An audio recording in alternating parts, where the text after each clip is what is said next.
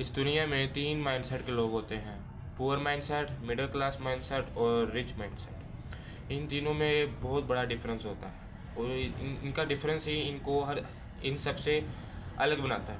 Poor mindset के लोग होते हैं, वो सोचते हैं कि जो पैसा होता है वो हमारी इनकम से आता है और सिर्फ हमारे एक्सपेंसेस में चला जाता है, यानी हमारा पैसा सिर्फ हमारे बिल और हमारी लाइफ स्टाइल को फंड करने के लिए बना है। वो सिर्फ पैसे का यही फंक्शन जानते हैं कि पैसा हमारे बिल को पे करता है, हमारे अखराजात को पे करता है। और मिडिल क्लास जो लोग होते हैं वो सोचते हैं कि जो पैसा है उसका फंक्शन ये है कि हमारे क्रेडिट को बढ़ाता है, यानी हम लोन ले सकते हैं बड़े घर के लिए और बड़ी कार के लिए, लाइबिलिटीज़ खरीदने के लिए पैसा होता है। मगर ऐसा नहीं होता। जो रिच पर्सन होते हैं उनको पैसे का सही फंक्शन पता होता है और इसलिए वो रिच होते हैं, इसलिए वो अमीर होते हैं कि जिनको पैसे का सही फंक्शन पता चल जाए, इसलिए वही एक अमीर और एक वेल्थी इंसान कहलाता है।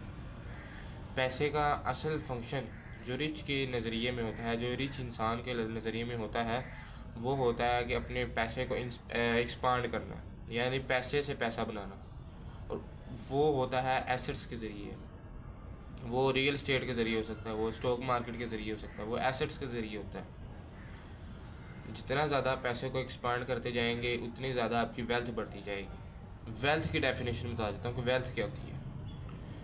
वेल्थ की डेफिनेशन ये है, अगर आज ही आपकी जॉब चली जाए, आज ही आपकी इनकम छूट जाए, ख़त्म हो जाए, तो आप कितने दिन सर्वाइव कर लोगे बिना कुछ कमाए?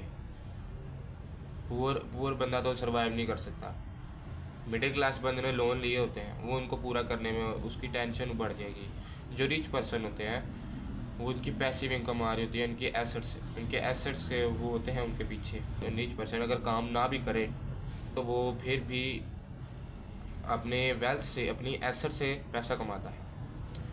ये तीन माइंडसेट के लोग होते हैं, rich person, middle class person और पुअर पर्सन। इन तीनों में बहुत ज़्यादा डिफरेंस होता है और ये डिफरेंस मैंने आज की वीडियो में आपको क्लियर कर दिया।